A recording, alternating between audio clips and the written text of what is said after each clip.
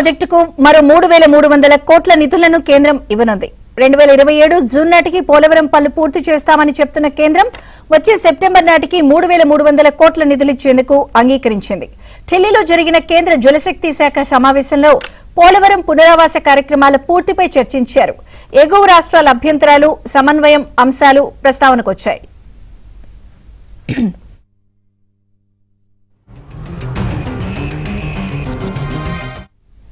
ఇక పోలవరం కి అదనంగా కేంద్రం 3,300 కోట్ల రూపాయలు ఇచ్చేందుకు సంసిద్దమైంది. పునరావాస కార్యక్రమాల పూర్తిపై కూడా ప్రధానంగా సమావేశంలో చర్చించారు.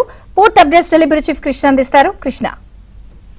విజయచంద్రిక పోలవరం ప్రాజెక్టు విషయంలో కేంద్ర ప్రభుత్వం ఈ రోజు తీసుకున్నటువంటి తాజా నిర్ణయాలు ఆంధ్రప్రదేశ్ రాష్ట్రానికి పెద్ద ఊరటనిచ్చే అంశాలనే చెప్పొచ్చు.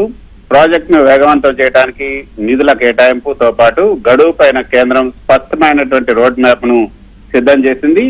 పోలవరం ప్రాజెక్ట్ ను 2027 జూన్ నాటికి పూర్తి చేయాలని కేంద్రం లక్ష్యంగా పెట్టుకుంది. ఇది ప్రాజెక్ట్ భవితవ్యంపై ఒక స్పష్టతను ఇచ్చింది. ఇటీవల విడుదల చేసినటువంటి 2,300 కోట్లకు అదనంగా ఇప్పుడు మరో 3,300 కోట్లు విడుదలకు కేంద్రం అంగీకరించింది. ఈ నిధులు సెప్టెంబర్ నాటికి అందుబాటులోకి రానున్నాయి. దీనివల్ల పనులకు ఎటువంటి ఆటంకం కలగకుండా ఆర్థిక వెసులుబాటు కలుగుతుంది. మరోపక్క ప్రాజెక్ట్ ను 45.72 మీటర్ల పూర్తి స్థాయి మట్టంతో 194.6 టీఎంసీల సామర్థ్యంతో నిర్మించాలన్న పట్టుదలతో కేంద్రం ఉంది. ఇక ఈ కేంద్ర జలశక్తి కార్యదర్శి కాంతారావు నేతృత్వంలో ఈ రోజు జరిగినటువంటి ఈ సమావేశం ప్రాజెక్టు సాంకేతికత అదేవిధంగా రాజకీయ అడ్డంకులను తొలగించే దిశగా సాగిందని చెప్పొచ్చు. ముంపు బాధితుల పునరావాసం R&R అనేది ఈ ప్రాజెక్ట్ లో అత్యంత ఖరీదైనటువంటి అదేవిధంగా సున్నితమైనటువంటి అంశం. రెండో దశ భూసేకరణ పునరావాస కార్యక్రమాలపై కూడా ప్రత్యేక దృష్టి సారించారు. ఎగువ రాష్ట్రాలైన ఒడిశా, ఛత్తీస్గఢ్ అభ్యంతరాలు, అక్కడ తలెత్తే ముంపు ప్రభావంపై ఇతర రాష్ట్రాలతో సమన్వయం చేసుకునే బాధ్యతను కేంద్ర జలశక్తి శాఖ తీసుకుంది. గతంలో కార్యదర్శి స్వయంగా ప్రాజెక్టు ప్రాంతాన్ని సందర్శించిన నేపథ్యంలో క్షేత్రస్థాయిలో ఉన్నటువంటి సవాళ్లకు అనుగుణంగా ఈ నిర్ణయాలు తీసుకున్నారు. ఇక నిధుల కొరత వల్ల గతంలో పనులు కొంత నెమ్మదించాయి. ఇప్పుడు వరుసగా నిధులు విడుదలవడంతో కాంట్రాక్ట్ ఏజెన్సీలు కూడా పనులు వేగవంతం చేసే అవకాశం ఉంది.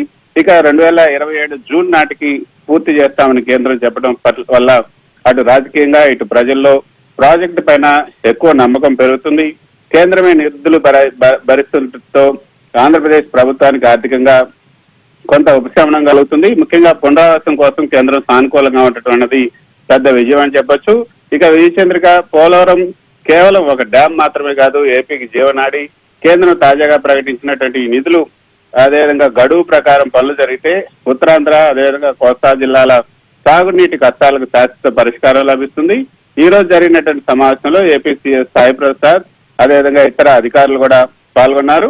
రాష్ట్ర అవసరాలను కేంద్రానికి స్పష్టంగా వివరించారు.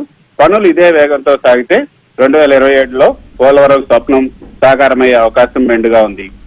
Okay, thank you Krishna.